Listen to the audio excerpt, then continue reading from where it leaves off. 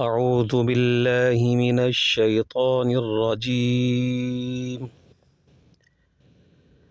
بسم الله الرحمن الرحيم.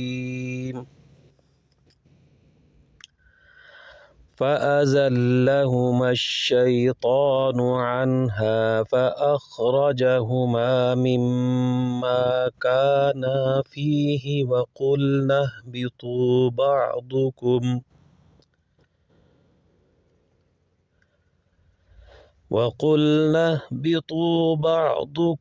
لبعض عدو ولكم في الأرض مستقر ومتاع إلى حين.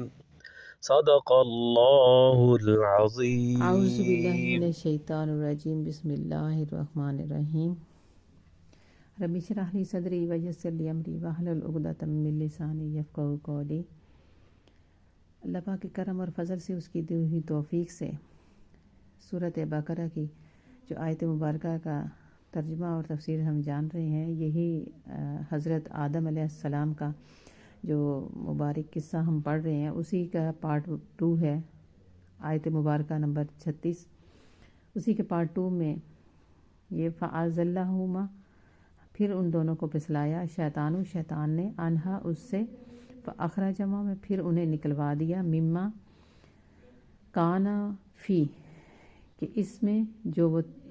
تھے اس میں، وَقُلْنَا اور ہم نے کہا، اہبطوا تم اتر جاؤ، بعضکم تمہارے بعد، لبعض بعد کے، عدو دشمن ہیں، وَلَکُمْ اور تمہارے لیے، فی الارض زمین میں، مستقرم ٹھکانہ، ومتاع اور سامان، الی حین وقت تک، مقررہ وقت تک۔ تو ابھی جب پہلے حصہ اول میں بیان کر چکی ہوں کہ کس طرح سے دشمنی کمائی، کس طرح سے دشمنی کی شیطان نے، اور آدم علیہ السلام کو اس نے زمین پر بھجوایا، اور رب تعالیٰ نے اس میں کیا فرمایا کہ جب وہ یہاں سے نکل گئے، فاخرہ جومائے، یعنی وہ نکل گئے تھے نا، یہاں سے چلے جائیں، تو وہاں سے کیا حکم ہوا کہ آپ کے بعد میں سے بعد جو ہوں گے وہ ایک دوسرے کے دشمن ہوں گے۔ یہ کس نے بتایا؟ یہ رب تعالیٰ نے بتایا تھا نا، کہ اس نے تو اب دشمنی پوری کر لی ہے، اور یہ اب آپ زمین پر جا رہے ہو تو وہاں پر یہ آپ کا ازلی دشمن ہے، ابدی دشمن ہے، یہ شروع سے لے کے آخر تک یہ دشمنی کی کوشش کرے گا، آخری سانس تک کرے گا، اور تمہیں وہاں پر ایک مدت کے لیے رہنا ہے، پھر تمہیں لوٹ کے میرے پاس آنا ہے دوبارہ اسی جنت میں۔ تو اس جو ٹائم بتایا گیا اس کے مدت کے بارے میں تو 2 روایات ہیں، کہ ایک تو مدت یہ ہوئی کہ حضرت آدم اور اماں حوا علیہ السلام کی جو زندگی مبارک تھی، وہ انہوں نے جو ٹائم یہاں پہ دنیا میں گزارا، اور گزار کر انہوں نے پلٹ کر واپس جانا ہے، اور دوسرا آگے قیامت تک جو ٹائم دیا گیا ہے اس کا کے بارے میں بھی کہا جاتا ہے۔ اور دشمنی جو اس نے اعلان کہہ دیا نا رب تعالیٰ سے کہ میں آدم کو اور اس کی اولاد کو بہکاتا رہوں گا، میں دشمنی کرتا رہوں گا، اور یہ علماء کرام کو کسی اور طریقے سے، زاہدوں کو کسی اور طریقے سے شیطان جو ہے وہ اپنی دشمنی پوری کرتا ہے، اور ان کے سامنے جتنا بڑا کوئی عالم ہوتا ہے، زاہد ہوتا ہے یا شعور رکھنے والا انسان، اس کو اس حساب سے یہ ڈیل کرتا ہے، اور اس طرح سے آ کر اسے وسوسے ڈالنا اور اسے اس کے ساتھ دشمنی پوری کرتا ہے۔ اور آج اگر ہم دیکھیں تو وہ تو دشمنی پوری کر رہا ہے، وہ پوری طرح سے اپنے اسلحہ سے لیس ہے، اور پوری طرح سے اس نے پنجے گاڑے ہوئے ہیں، اور وہ آدم کی اولاد سے دشمنی پوری کر رہا ہے، اور اسے رب تعالیٰ کے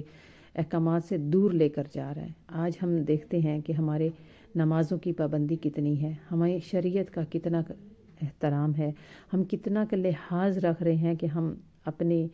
جو روزمرہ معاملات ہیں، کیونکہ اسلام تو رب تعالیٰ نے وہ دین عطا فرمایا نا کہ جو